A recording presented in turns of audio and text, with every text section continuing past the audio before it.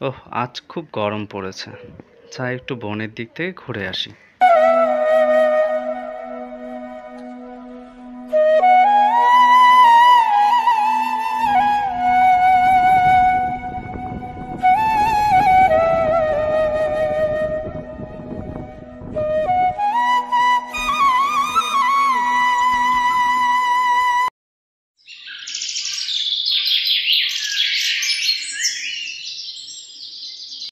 কি সুন্দর মনোরম পরিবেশ, কি প্রশান্তি।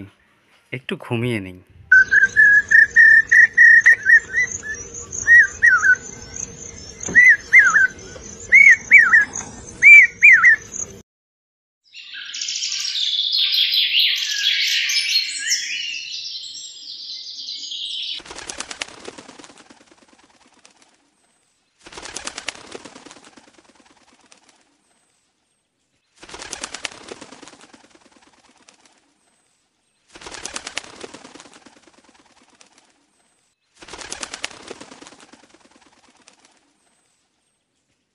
ও চাষি ভাই, ও চাষি ভাই, তুমি কি ঘুমিয়ে থাকবে?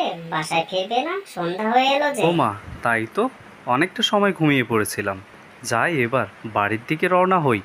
গাছপালা আমাদের কত উপকারে আসে, তাই তো আমাদের বেশি বেশি করে গাছ লাগানো দরকার।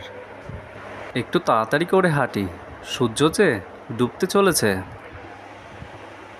যাক বাবা, বাড়ির কাছাকাছি চলে এসেছি।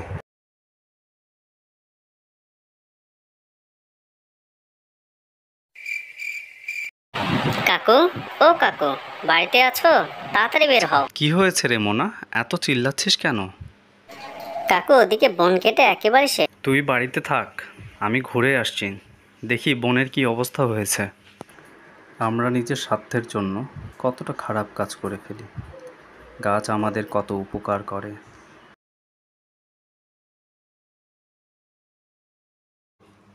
হায় হায়, স্বার্থবাদী মানুষগুলো সব গাছগুলো নির্বিচারে কেটে ফেলেছে। এখন এখানে থাকা পশু পাখিগুলো কোথায় থাকবে? স্বার্থবাদী মানুষগুলো কি এগুলো বুঝতে পারে না যে গাছ নির্বিচারে কাটার জন্য আজ তাপমাত্রা বৃদ্ধি পাচ্ছে?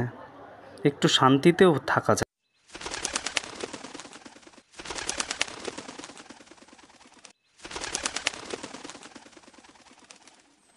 বন উজাড় হওয়াতে আমরা এখন কোথায় গিয়ে থাকবো তুমি বলো? আমাদের কি পৃথিবীতে থাকার অধিকার নেই?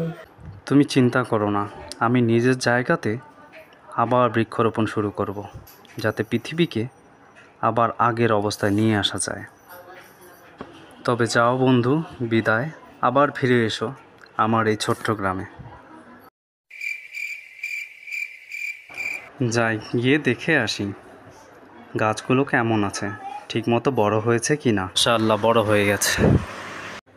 তো বন্ধুরা, কি বুঝলে তোমরা?